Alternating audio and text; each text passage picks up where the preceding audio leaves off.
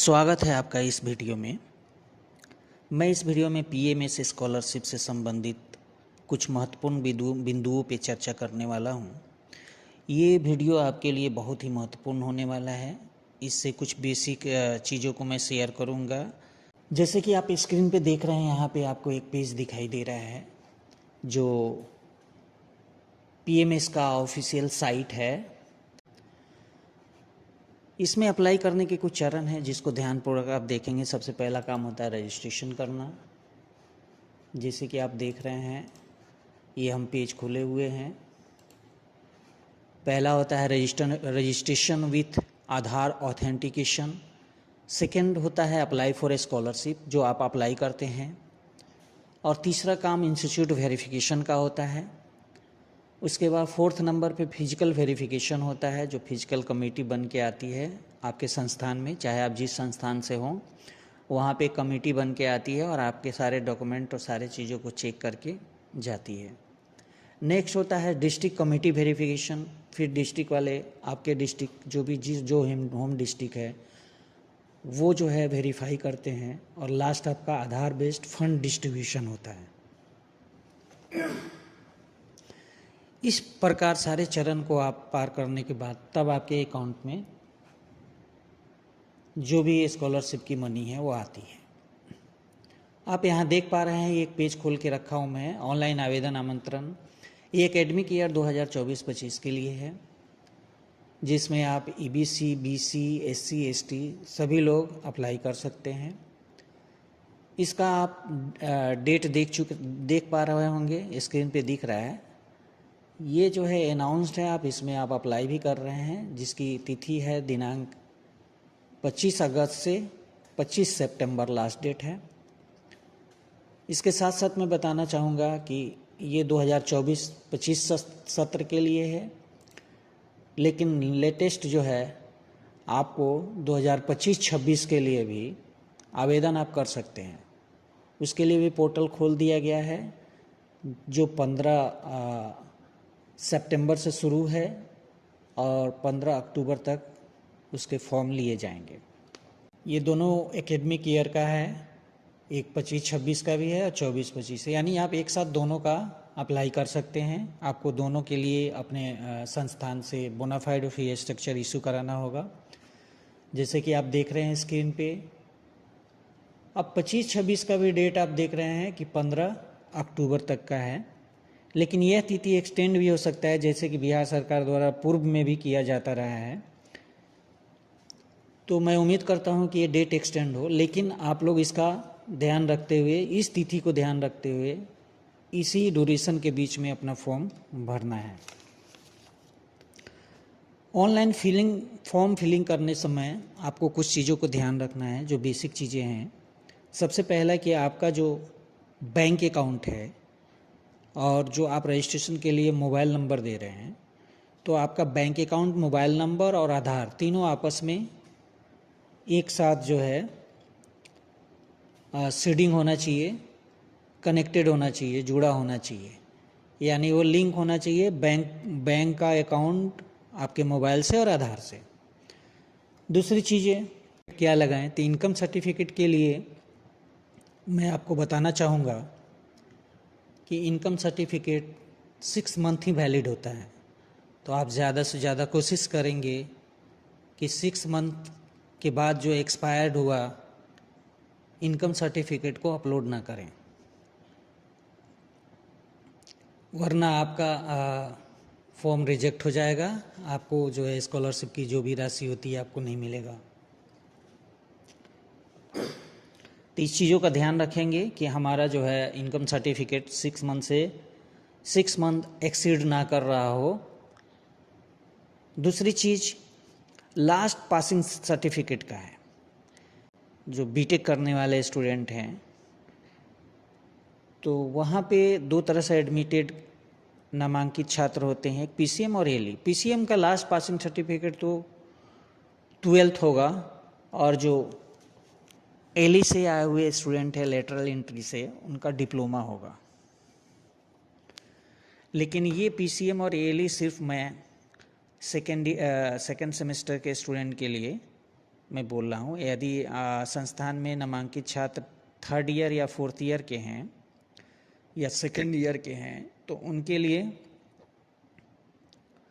Last passing certificate जो semester वो पास किए हैं वो होगा, यानी उसमें आपको कोई दुविधा होना नहीं चाहिए, आपको वही भरना है।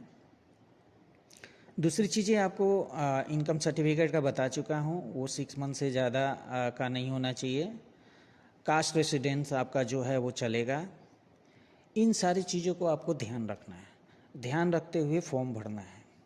मैं आपको एक चीज़ और सजेस्ट करना चाहूँगा कि इस वीडियो को लाइक और सब्सक्राइब करेंगे और स्क्रीन पर बेल आइकन प्रेस कर देंगे ताकि इसके बाद अपडेटेड वीडियो आप तक पहुँच सके।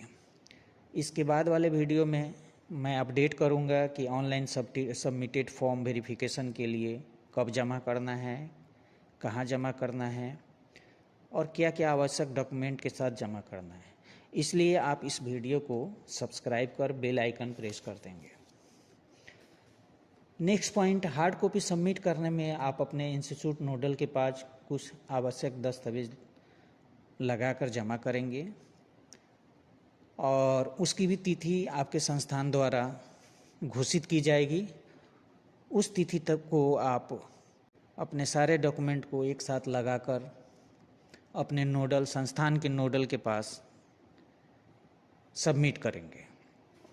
ऑनलाइन करने में कठिनाई से रिलेटेड किसी भी तरह के क्वेश्चन के लिए आप वीडियो के कमेंट सेक्शन में कमेंट करके सॉल्यूशन ले सकते हैं। आप स्क्रीन पे देख रहे होंगे कि इसमें भी हमने एक तैयार कर रखा है जो इसके डिस्क्रिप्शन में मैं अटैच कर दूंगा कि पोस्ट मैट्रिक स्कॉलरशिप के लिए कौन कौन एलिजिबल हैं, इनकम कितने का होना चाहिए। जैसे कि आप देख रहे हैं यहाँ पे दिख पा रहा होगा, यहाँ पे है Bihar post matric scholarship. Scholarship का नाम, डिपार्टमेंट का नेम है education department government of Bihar. State Bihar के लिए एकेडमिक ईयर 2024 और 25-26। एलिजिबल स्टूडेंट हैं SC ST BC EBC category के। ऑफिशियल वेबसाइट ये है, होम पेज पे जाने के लिए आप यहाँ से डायरेक्ट जा सकते हैं। लेटेस्ट अपडेट भी मैंने यहाँ पे डाल रखा है। ये सारा चीज़ आपके स्क्रीन पे दिख रहा होगा, इसको मैं डिस्क्रिप्शन बॉक्स में डाल दूंगा, आप वहाँ से डाउनलोड भी कर सकते हैं। आपको एक और पॉइंट बताना चाहूँगा कि आप लोग जो परेशान हो रहे हैं कि इनकम सर्टिफिकेट कितने का होना चाहिए, तो यहाँ देखिए 2.5 लाख से 2,50,000 से एक्सीड नहीं होना चाहिए BC EBC कैंडिडेट के लिए। SC ST 1.5 लाख तक, यानी इस चीज़ों को ध्यान रख के आप इनकम सर्टिफिकेट बनवाएंगे। उसके बाद स्टेप बाय स्टेप एप्लीकेशन को हम कैसे पोस्ट मैट्रिक के लिए अप्लाई करेंगे, यहाँ पे टोटल मैं 1 बाय 1 स्टेप लिख दिया हूँ। इसमें रिक्वायर्ड डॉक्यूमेंट क्या लगने वाले हैं रजिस्ट्रेशन के समय, फॉर्म फिलिंग के समय। तो फॉर्म फिलिंग और रजिस्ट्रेशन के समय कुछ डॉक्यूमेंट हैं, जैसे आपका आधार होना चाहिए, फोटोग्राफ्स लगेगा, बोनाफाइड सर्टिफिकेट लगेगा जो इंस्टीट्यूट जो है आपको इशूज़ करेगा, फिर रिसिप्ट लगेगा जो फिर रिसिप्ट फ्रॉम इंस्टीट्यूट से मिलेगा, इनकम सर्टिफिकेट जो कॉम्पिटेंट अथॉरिटी होगा government of Bihar, previous degree passing certificate और रेसिडेंशियल सर्टिफिकेट लगेगा, कास्ट सर्टिफिकेट, ये सारे तमाम चीज़ लगेंगे। मैंने इसका लिंक भी दे दिया है SC ST के लिए 2024-25 सेशन के लिए और BC और EBC के लिए। दूसरा 2025-26 एकेडमिक ईयर के लिए SC ST का और BC EBC के लिए। मैं इन तमाम चीज़ों का तमाम का हम ऑफिशियल वेबसाइट का लिंक भी यहाँ पे दे दिया हूँ। आप चाहें तो इस लिंक के माध्यम से जाके आप भर सकते हैं। दूसरी चीज़, हार्ड कॉपी में आपको आवेदन करने के उपरांत जब आपका आवेदन फाइनलाइज हो जाए तो उसके उपरांत आपको हार्ड कॉपी कहाँ जमा करने हैं, कब जमा करने हैं, इसकी तो तिथि मैं अगले वीडियो में घोषित करूँगा। इसलिए मैं आपको बार बार कह रहा हूँ कि इस वीडियो को आप लाइक और सब्सक्राइब कर दें, ताकि आपको जो है अपडेटेड वीडियो जल्द से जल्द आपको मिल सके। मैं अगले वीडियो में आपको बताऊंगा कि आपको फॉर्म अप्लाई के उपरांत हार्ड कॉपी क्या क्या डॉक्यूमेंट लगाने हैं, उसके साथ कौन कौन से अनिवार्य डॉक्यूमेंट के साथ आपको अपने नोडल संस्थान के नोडल के पास जमा करना है और किस तिथि को करना है। इसका अनाउंसमेंट अगले वीडियो के सहारे आप तक पहुंचाने का कोशिश करूंगा। तो आप इस वीडियो को ज़रूर से ज़रूर लाइक सब्सक्राइब करें और बेल आइकन प्रेस कर दें, ताकि आपका अगला जो है अपडेटेड वीडियो आप तक समय से मिल जाए और आप समय से डॉक्यूमेंट जमा कर दें। और अगर किसी तरह की उसमें दिक्कत आ रही हो तो उसी समय जो तिथि निकाला जाएगा हार्ड कॉपी सबमिट करने का, उस समय आप एडिट का भी ऑप्शन एलिजिबल हो जाएगा, वो आपके संस्थान के नोडल द्वारा होगा, वो एलिजिबल करके आपका एडिट भी करवा दें अगर किसी तरह का कोई मिस्टेक हुई है तो।